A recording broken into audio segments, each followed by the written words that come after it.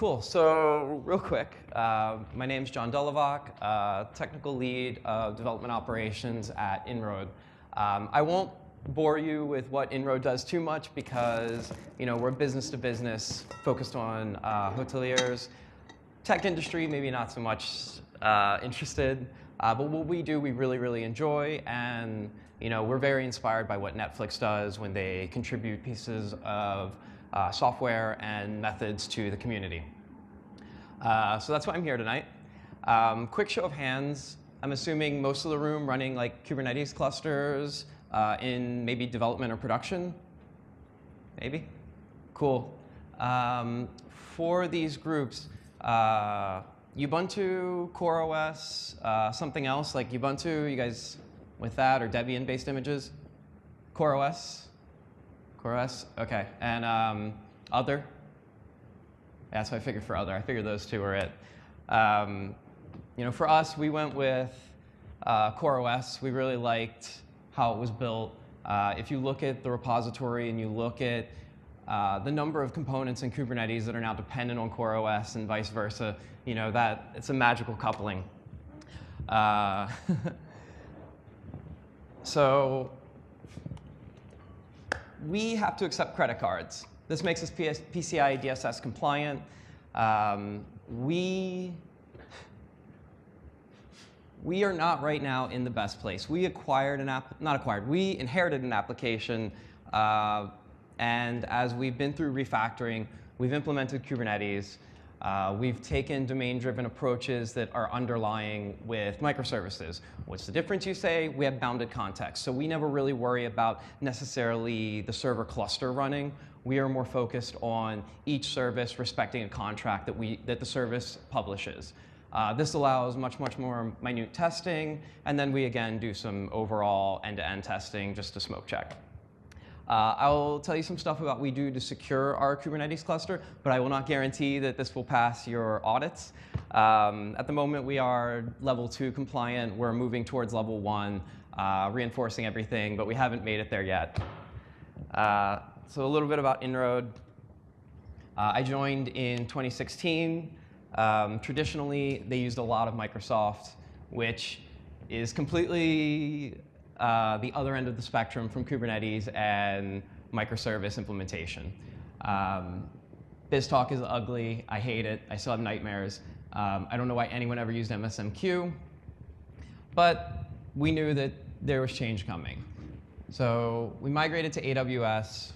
We started building things in Docker containers, and we started building fast. We needed to manage them. We evaluated ECS. We evaluated Rancher, and we evaluated Kubernetes. Didn't really care about Mesos.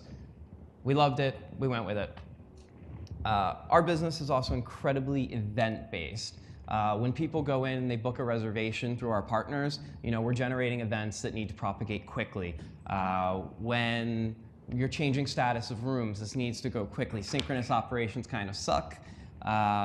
So a task worker model, our friends. One more thing I'll say is we also implement all of our microservices now using .NET Native, .NET Core, Python, and Node. .NET Native is being phased out because it's a pain in the ass to run on Kubernetes if you want to run Mono, and why when you can run Core. A few other things. Straight bullet point. All right. We don't always necessarily use microservices. We really love our relationship with AWS. We're huge on Lambda and its implementation, but we find Lambda having a lot of shortcomings, and that's why we're constantly going deeper into what Kube can do. We love 7-factor app implementation, configuration design. We take it into consideration. We were actually really disgusted when AWS announced that, follow 7-factor for implementing software on our system, and you'll have a good time, but yet then Lambda doesn't support environmental variables, and their solution was really preposterous. And the first bullet point, DevOps isn't just Jenkins or Circle CI and something else to deploy it. It's about a feedback loop, about finding your smallest or your slowest component, and then eliminating it. Traditional QA infrastructure development models, they don't work. Well, they don't scale. They work, in some situations. But we need every person who is the expert on the front line for their application. So we have this giant application. We need to make sure it's secure. We need it to interact with a lot of applications that are not necessarily going to be running Kubernetes. So we looked at Kubernetes and, all right, how are we going to do security? Because if we do Google searches, we're not seeing a lot on it. Like, yes, there's authorization features, but what are the things that are going to come up when we're being audited? When you get into AWS with Kubernetes, you're looking at a lot of layers of networking, and management can be cumbersome, but actually Kubernetes was a big helper with that. Installing shit on CoreOS just doesn't work.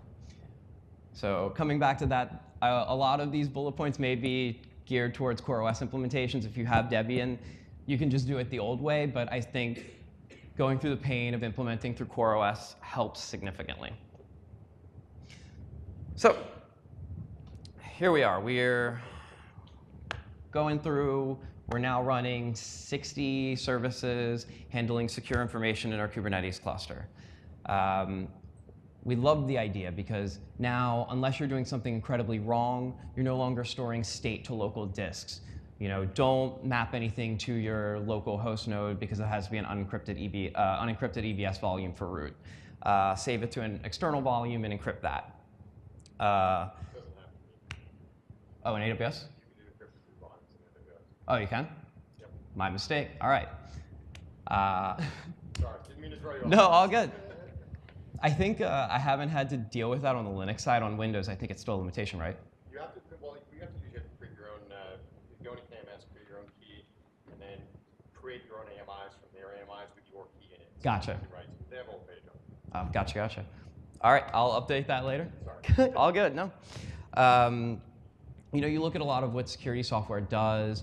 You end up wrapping things, sysd for making sure that the daemon's running, or running other monitoring softwares on top. And Kublet's actually feeding all that information back to your Kubernetes cluster, which again integrates with other things like Datadog. Daemon sets are our friend, and with our .NET native apps, we were also implementing, you know, that full kind of like stack where it's EC2 auto-scaling, code deploy, elastic load balancer. And it's not making it easier. Like, cool, you're getting this great package wrapped up for you, but it's not, like when a developer has to go in and troubleshoot, they still have the entire system exposed to them. So Go Kubernetes deployments, services, I love them. They're my best friend. Going deeper into the PCI compliance, sorry if it's a little fuzzy. Main points from their documentation. We're going to just step through them a little bit, talk about do's and don'ts. And starting with building and maintaining a secure network. You don't really have to change a lot with Kubernetes. Using SSL offloading, because PCI compliance only cares about over public network. So things like ELB offloading are still your friend, which are really, really awesome. The etcd cluster, try to remove that from your API server. I think like if anyone's familiar with the Kube AWS tool, traditionally they wanted to install your etcd on all of your kubelets, which is kind of counterintuitive. And etcd is the only place where you're managing state in the cluster. So in Kubernetes, you typically wouldn't be storing secure data, but if you're using environmental variables, you're now securing something, you're storing something secure. If you're using config maps unencrypted, you're storing something secure. Yeah. Skipping over a slide, bad jokes. Into protecting cardholder data. In the Kubernetes cluster, it's not really going to be looking at your data. You're running stateless microservices. Data will always be transient, so you can use SSL when necessary, but your Kubernetes cluster will be in a private network, ideally. Things that can do and help, EBS volume encryption, KMS the data as it moves through the application. You could use something like Kube to IAM to handle more granular key rotation and access control management. I personally, you could write to your kube node storage and map back to your host volume. I don't suggest it. Always use read-only. And if you are using passwords, either use your authorization to lock out the respected endpoints for your users who don't need them, or encrypt them first and then save it, give your containers access in. Into the vulnerability management, this was the most exciting part. So in Debian, yeah, nothing really changes here. You can just continue to use the same old tools, install them manually, install them with Chef, Puppet, Salt, whatever flavor you want, if you want to go that route. In CoreOS, we kind of don't have that. So I've been chatting with Brandon Phillips on Twitter, who is always like awesome, replies instantly. I don't know how he has the time to do all this. But we've been talking back and forth about doing daemon sets across the node.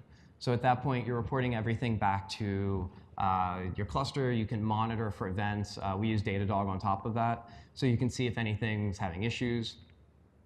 For the antivirus, the implementation's still going on for us. The plan is to wrap or to map the host volume to a subdirectory of the container and then do scans on that.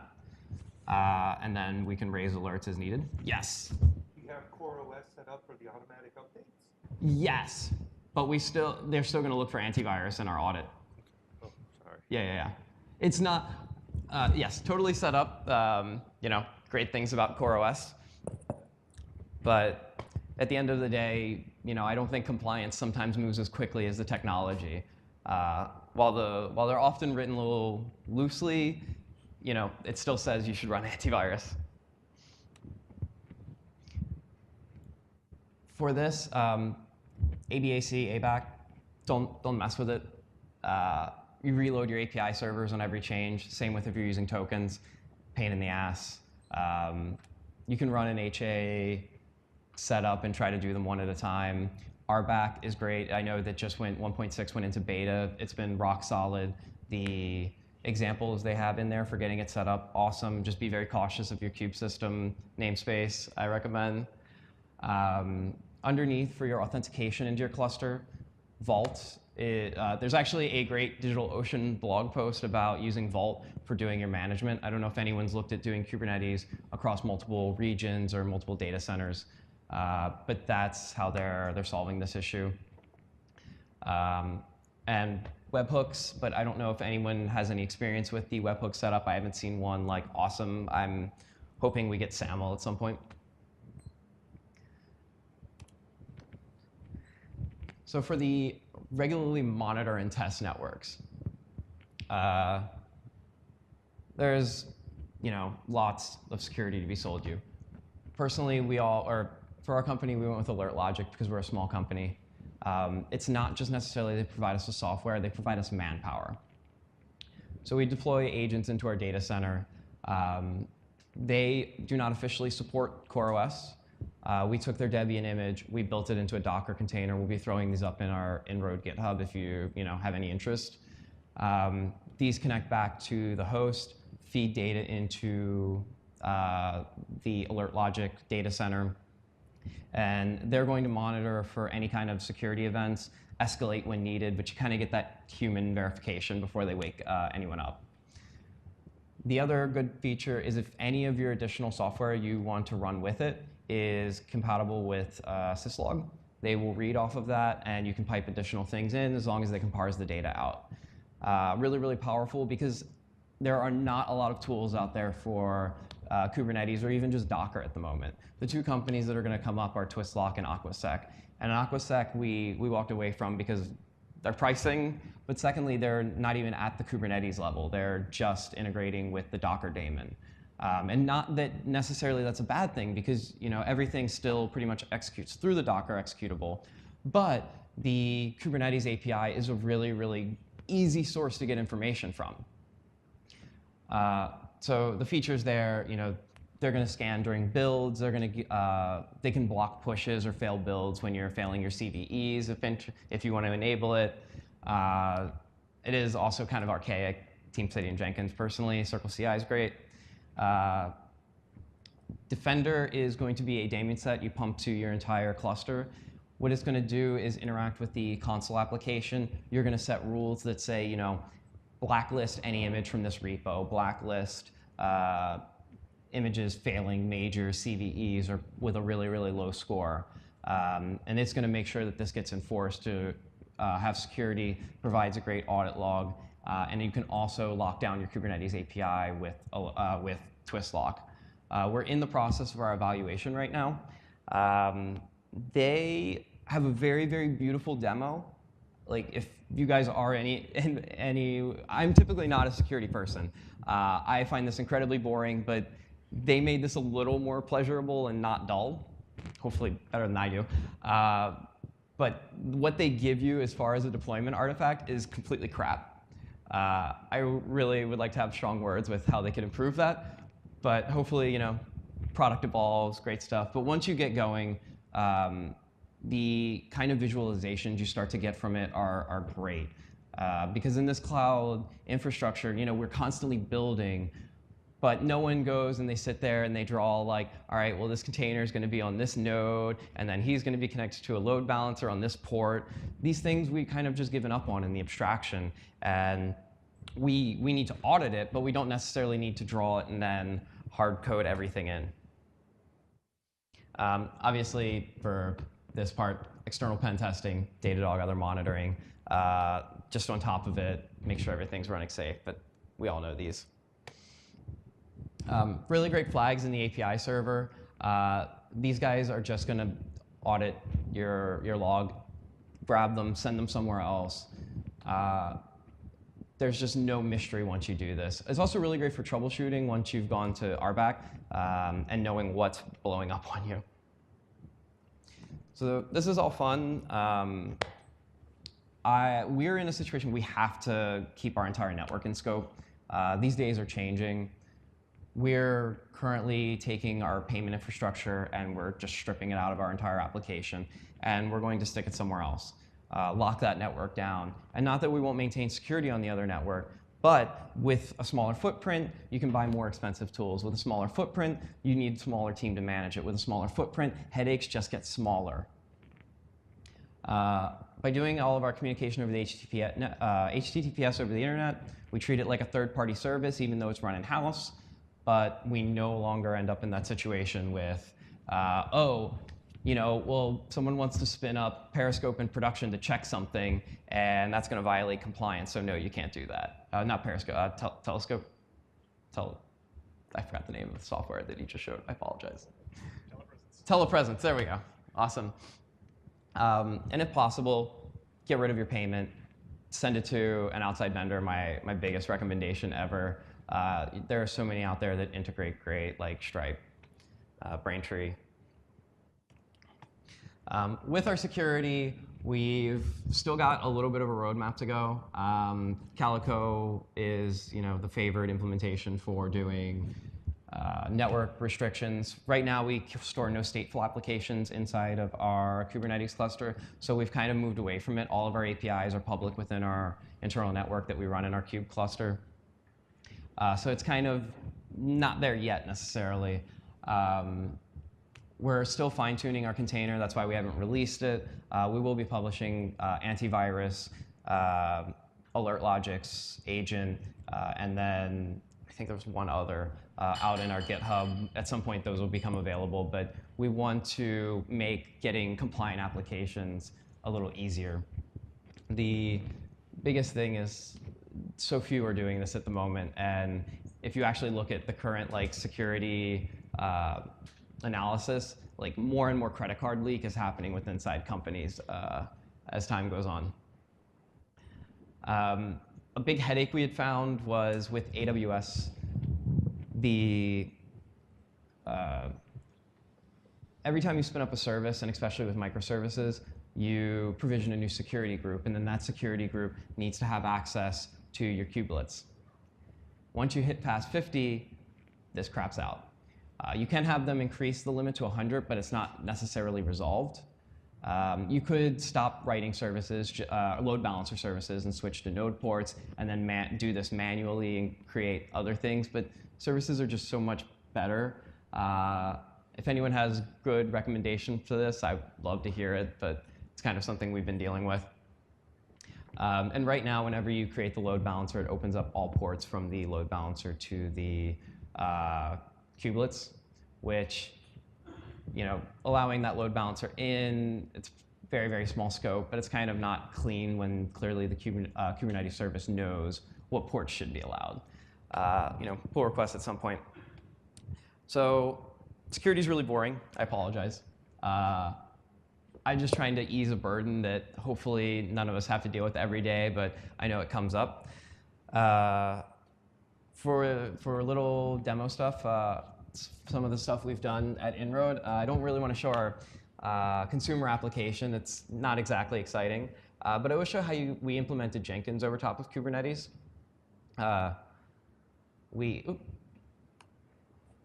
Let's switch back to. So when I joined, we really loved the idea of Kubernetes, and we wanted to implement it more and more. So we were reevaluating our CI/CD solution. When we did this, we were looking at TeamCity, Jenkins, Bamboo, I think at the time, had just hit end of life on cloud, Circle CI, Travis, all the big stuff. And we realized that we still wanted to run our integration tests on our build agents. So because of that, we had to have an internal network presence, which again limits scope. And we started digging into Jenkins, and we like the pipeline model that was released end of last year. It was fantastic. It kind of gives you that really nice interface where Circle CI or Travis gives you your YAML file in your repository. Developers can manage the config very, very easily. It's source controlled. You can branch it, test it, update it. Great. Like the software development lifecycle continues and it works better, and we love it. So, the only bad thing was they decided to implement it inside of Groovy instead of basic YAML. But beggars can't be choosers. So we ended up with, this nice little script that's basically, in all intents and purposes, a shell script. It's just executing arbitrary shell commands to build it, and then push our image to the Kubernetes cluster. What I really like about our solution is this is our build agent right here. It's about 4 lines. We inherit from a base image where we just install the Jenkins agent. But every build now in our system is an individual container, just like if you were using Quay, just like if you were using Circle. The Jenkins Cloud implementation is beautiful. We never have to worry about someone tarnishing a build image. If there's a dependency missing and you need it immediately, you just go into your branch and you say, npm install or apt-get update or whatever. And it's fast. So quick repo. I guess we'll just update the Jenkins file so my developers aren't mad.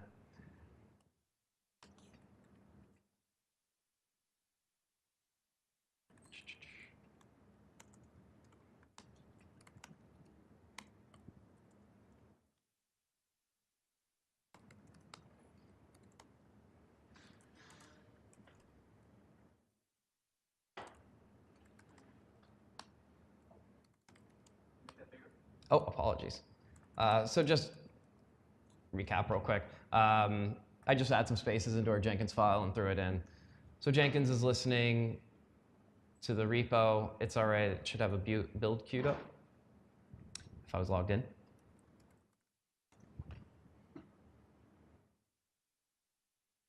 Right now it's going and it's launching a Kubernetes job. Throws up our node agent, passes the code down, begins doing the build. When it's done, the job framework handles the cleanup and everything, and we get all of our artifacts. No one outside of the developer has to have any special knowledge to manage this. We just basically implemented a template. You modify it with your code base, save it, you're done. You don't get to 100 or 1,000 microservices having another team that has to write the builds or manage the build server. It's an absolutely tiny footprint. I will say there was a lot of time that went into the thought of this just to get all the components working correctly, because for some reason in the open source community, documentation is always not the first thing they worry about. Or ever, yeah. You know, when you're sitting there in the source code and you're like, oh, I guess that's how it works. And you know, this is it. We also are burning off resources we don't use in our dev cluster, so we can try to minimize the imprint. We don't have long-running build agents. We don't have anything static. Everything is testable at this point. So with that, I will, quite a wide landscape for a demo, but I will be happy to take questions about anything. Also, my info too, if anyone wants to chat about security, about Jenkins, about Kubernetes or implementing things, we don't actually create EC2 instances anymore. We're kind of retiring that idea at innRoad. It has to be kind of like an extreme edge case. So if it's possible to get into a container, we're working to do it. Ingresses can replace services pretty nicely. I had some problems with Jenkins recently at running it over a service, and then I moved it into an ingress, and no issues. Very simple. I'm using the Nginx ingress right now. Okay. It's pretty nice. I would love to chat more about that. Yeah. Sounds good. Anybody else? All right. Thank you so much for sharing your journey.